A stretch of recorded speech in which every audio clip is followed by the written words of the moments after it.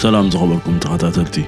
قبلو مجميرنا عبز مدب سموناوي تبطابا قدس زبرنا يم زيناتات عمرتعون جبتن بممرقاس كنقرب لكم هنا سناي مكتتال منيستر زينا إرترا يمان قبل مسكال أمنا تويتر قد تخزر كحد سنحن ركباتي سياسة فرق أبي أحمد نزمل كسيلتات كم زدم سوسوتا فيليتو روسيا نابي إرترا زلا أخطو أخلت ساعنة مركب تبكيسا أب سودان استراتيجي كاودد للشامبات عانيو إساياس أفورقين حبرة أفريقان زباوين ودوبات أفريقان يوكس أب تغراي غازيتنا BBC نبر دستا قبر مدهن أب تحت غيدا آتيو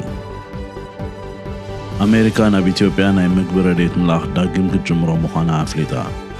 أب تغراي بحادقنا مقدين أب حقرات عرب ناي سدودو منسيات قطري نلعبي يخيد كمزلو تقليتو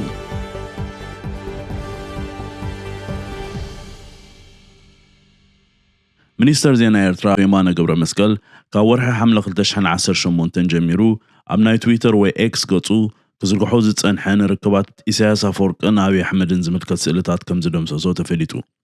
ات منيستر سلامتاي نتسقومتي خمز وسده بوقع استقلت أنا قريلن يخون انبر اتيز وسرو سقومتي كلتيوم مرحتي أبتي بعربي 10 حدار أبرياد استقابك قداماي وعلى سعودي عربنا أفريقان تساتيفون كبقعو كم زي تراخبو أبزقلت صولو زولو أوانيو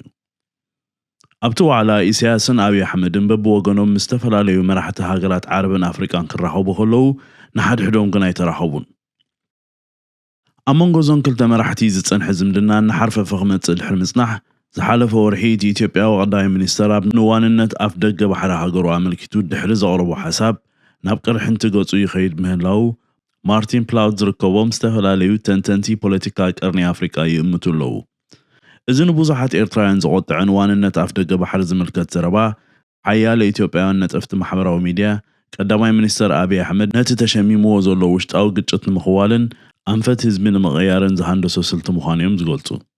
روسيا ناب إرترا زلا أخطو أستات 25 شحتون ناي سرناي ردئت زعنت مركب بتشعت حدار أبتقلين بحري كاب زركب ودب نوفوروسيسك كم سبقست مربب زينا تليجرام ناي روسيا قليتا اتاناي تعنت مركبة مجمرتا ناي ورحة حساس ودب متوعك تبتح تتبيت كم زقبر دما اتمنشي أرديو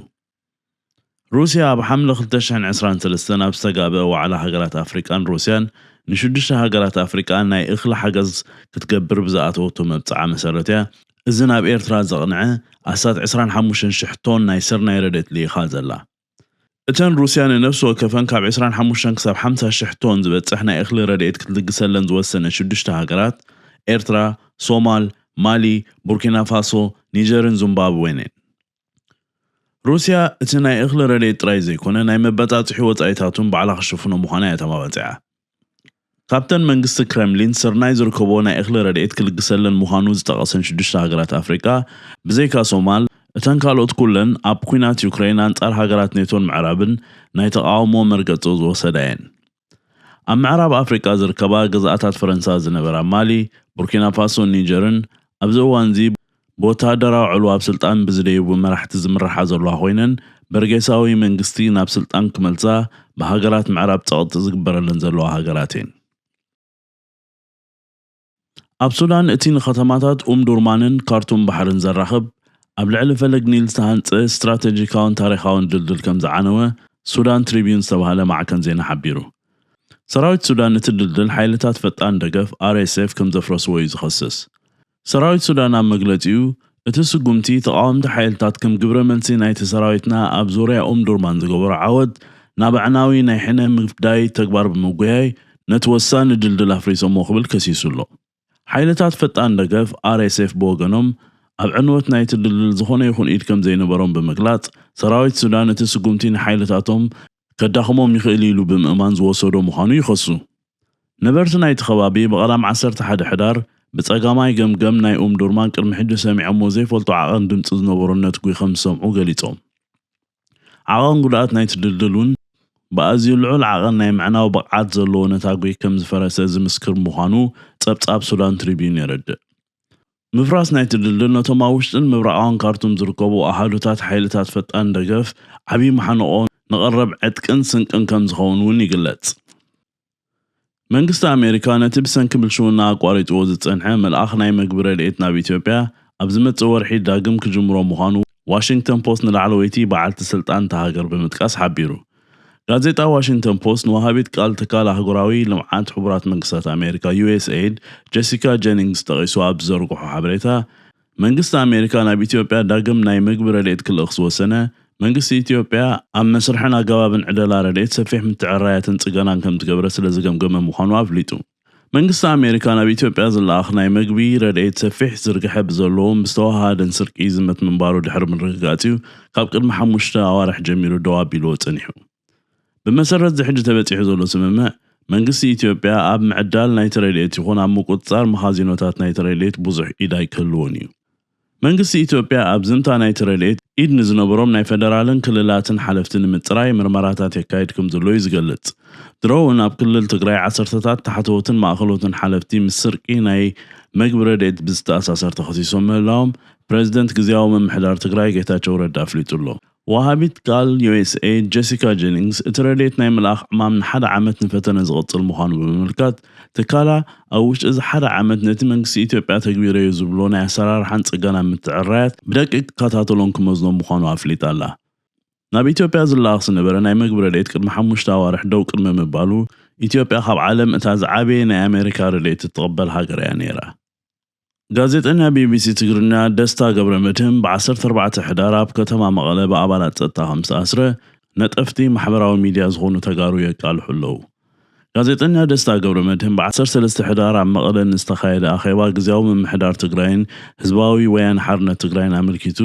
ሬድሲ ኦብዘርቨር ኣብ ዝበሃል ናይ ዩቲዩብ መስመር ብሰንኪ ዘመሓላለፎ ጽሑፍ ከም ዝተኣስረ እቶም ምንጭታት ገሊጾም። እቶም ምንጭታት ንኣባላት ስድራ እቲ ጋዜጠኛ ብምጥቃስ ከም ዝሓበርዎ ደስታ ብ14 ሕዳር ኣብ ሰዓታት እቶኦቶ ብዘይፈልጦም ሰባት ተፀዊዑ ምስ ወፀ ይተመልሰን። ድሒሮም ከም ዝፈለጥዎ ግን እቲ ጋዜጠኛ ባዶ 6 ኣብ ዝበሃል ኣብ ከተማ መቐለ ዝርከብ ዘይሕጋዊ መዳገውኒ ማእኸል ተኣሲሩ ከም ዘሎ ኣረጋጊጾም። በዓልቲ ቤቱ ወይዘሮ ወይና ኣብርሃውን በዓል ቤታ ብሰንኪ ዘዳለዉ ዜናዊ ጸብጻብ ከም ዝተኣስረ እያ ትገልጽ።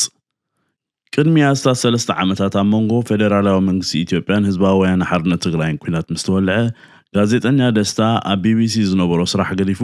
ካብ ናይሮቢ ናብ ትግራይ ብምእታው ከም ዝተሰለፈውን ይፍለጥ። ኣብ ሃገራት ኣፍሪቃ ናይ ዘሎ ፖለቲካዊ ቁጠባውን ማሕበራዊ ምንቁልቋል ተሓተቲ ሕብረት ኣፍሪቃ በይነ መንግስታዊ በዓል ስልጣን ንልምዓት ኢጋድን ማሕበረኮም ቁጠባ ሃገራት ምዕራብ ኣፍሪቃ ኢኮዋስን እዮም ክብል ኢሳያስ ኣፈወርቂ ኸሲሱ። ንሱ ነዚ ወቀሳ ዘቕረበ ብ10 ሕዳር ኣብ ሪያድ ኣብ ዝተኻየደ ዋዕላ ስዑድ ዓረብን ሃገራት ኣፍሪቃን ኣብ ዝተሳተፈሉ ክኸውን ከሎ ምሻረቕ ኣላውሳት ኣብ ዝገብሮ ቃለ መጠይቕ ንሕብረት ኣፍሪቃን ነተን ዞባውያን ውድባትን ከይተወልዳ ዝሞታ ክብል ዘሊፍዎን። እቶም ውድባት ብዝፈጠሮ ድኻማት ህዝቢ ኣፍሪቃ ብማእኸላይ ባሕሪ እናሰገረ ናብ ሃገራት ኤውሮጳ ብምእታው ግዳይ ምዝመዛ ይኸውን ኣሎ ክብል ድማ ወሲኹ ኸሲሱ። ሃገራት ኤውሮጳ ኣብ ሓያሎ ሃገራት ኣፍሪቃ ምዝመዛ ክካየዳ ከም ዝጸንሓ ብምትንታን ምስ ሃገራት ዓረብ ኣብ ዝግበር ዝምድና ልዑል ጥንቃቐ ከም ዘድሊ ነታ ጋዜጣ ኸብርሃላውን ፈቲኑ። ኢሳያስ ኣስዒቡ እዚ ብመገድቲ ኣብ ሪያድ ዝተኻየደ ዋዕላ ምስ ስዑድ ዓረብ ተጀሚሩ ዘሎ ርክባት ብብዙሕ መለክዒታት ዝሓሸ ከም ዝኸውን ከም ዝኣምን ድሕሪ ምግላጽ ዞባዊ ይኹን ኣህጉራዊ ርክባት ኣብ ዝካየደሉ ሃገራት ኣፍሪቃ ኣብ ፖለቲካ፣ ጸጥታ፣ ቁጠባን ማሕበራውን ባህላውን መለያት ውሻጠና ክነጽር ኣለና ድማ ኢሉ። ንባዕሉ ንልዕሊ 30 ዓመታት ብዘይ ዴሞክራሲያዊ ምርጫ ቀዋምን ስርዓተ ሕግን ኤርትራ ዝመርሕ ዘሎ ኢሳያስ ከም ብልሽውና ዘይብቑዕ ምሕደራን ናይ ደገ ምትእትታውን ዝኣመሰሉ ሓደጋታት ክትኮረሎን ከም ዘለዎ እውን ኣዘኻኺሩ። ይኹን እምበር ኢሳያስ ነቲ ንዜጋታት ተስፋ ብምቑራጽ ናብ ስደት ከም ዝውሕዙን መነባብሮ ህዝቢ ዘመሓይሽ ዘቤታዊ ይኹን ናይ ወፃኢ ወፍርታት ከም ዘይህሉ ዝገብር ደረት ዝሓለፎ መልካዊ ስርዓታት እዛሃጉር ኣብቲ ትንታኒኡ ከም ጠንቂ እውን ኣይጠቐሶን። ኣብ ትግራይ ብሰንኪ ከቢድ ብድሆታት ውሕስነት ምግብን ስእነት ስራሕን ናብ ሓውሲ ደሴት ዓረብ ንምምጻእ ሓደገኛ ኣማራጺ መንገድታት ናይ ዝወስዱ መንእሰያት ቁጥሪ ካብ ግዜ ናብ ግዜ እናዓበየ ይኸይድ ከም ዘሎ ኣዲስ ስታንዳርድ ዝተባህለ መርበብ ሓበሬታ ገሊጹ። እቲ መርበብ 16 ሕዳር ኣብ ዘርግሖ ዜና እቶም መንእሰያት ካብ ትግራይ ተበጊሶም ንኽልል ዓፋር ኣቋሪጾም ናብ ገማግም ባሕሪ ጅቡቲ ካብኡ ድማ ነቲ ሓደገኛ ወሽመጥ ዓደን ኣቋሪጾም ዝሓሸ ዕድላት ንምፍጣር ከም ዝጓዓዙ ኣረዲዩ። ይኹን እምበር እዚ መገዲ እዚ ቀጻሊ ሓደጋ ዘለዎ ብምዃኑ ድሕነት ናይቶም መንእሰያት ከቢድ ሻቕሎት ፈጢሩ ከም ዘሎ እዩ እቲ ምንጪ ዘረድእ። ሓላፊት ቤት ጽሕፈት ጉዳያት መንእሰያት ትግራይ ሓይሽ ሱባጋድስ ሓለፍትና ይትክልል ብዛዕባ ዝጉዳይ እዚ ዘሰንብድ ሓበሬታ ክበፅሖም ከም ፀንሐ ጠቂሳ ኣብዚ እዋን ዝገለ ስድራ ቤታት ሞንደቆም ክርድኡ ገለ ድማ ኣብ የመንን ካልኦት ሃገራትን ብዝርከቡ ዘይሕጋውያን ኣሰጋገርቲ ልዕሊ 1 ሚልዮን ብር ዝኸይድ ገንዘብ ክሕተቱ ስለ ጀመሩ እቲ ጉዳይ ኣዝዩ ኣብ ዝተሓሳስብ ደረጃ በፂሑ ከም ዘሎ ኣመልኪታ ሓይሻ መወዳእታ ኣብ ርእሲቲ ብናይ 2 ዓመታት ዓናዊ ኩናት ዝወረደ በሰላ ናይ ወፍሪ ህንፃን ካልኦት ንጥፈታትን ምድንጓይውን እቶም መንእሰያት ተስፋ ቆርጡን ዝረኸበ ይርከበና ብምባል ባሕሪ ንምቑራፅ ክፍትኑን ይድርኾን ከም ዘሎ ናረድያ ድኹም ቁጠባ ፖለቲካዊ ቅልውላውን ስእነት ዲሞክራስን ከዓ ነቲ ኩነታት መሊሱ ኣጋዲድዎ ድማ ትብል ኣብ ርእሲ እዚ ኣብ ክልል ትግራይ ካለ ናይ ኩናት ደበና የንፀላሉ ከም ዘሎ ኣምሲሎም ደለልቲ ዘላኽዖ ሓበሬታ ኣብ መንእሰያት ፍርሕን ስጋትን ከም ዝፈጥር እቲ ሓላፊት ቤት ጽሕፈት ወሲኻውን ጠቂሳ ዝኸበርኩም ተኸታተልቲ ንሎም ዘዳለናዮ ፀብጻብ እዚ ነይሩ ስለምክታልኩም ነመስግን ሰሰናዩ